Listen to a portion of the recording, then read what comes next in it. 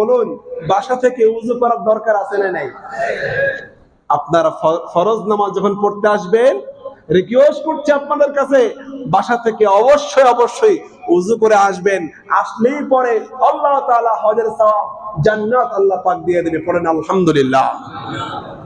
প্রিয় ভাইরা আমার, নবী আলাইহিস সালাতু ওয়াস সালাম বলছেন এভাবে, ফাআজরুহু কাআজরিল হাজ্জিল মুহরিমি। আপনি যখন বাসা থেকে হজ করে আসছেন, কোন হাজী সাহেবের মতো আপনাকে সওয়াব দিবে? কাআজরিল হাজ্জিল মুহরিমি।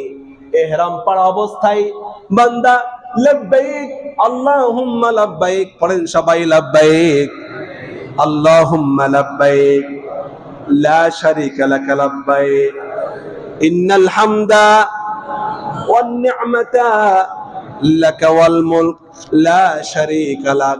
ইহরাম বাঁধা অবস্থায় হাজী সাহেব হজ করে যেই সব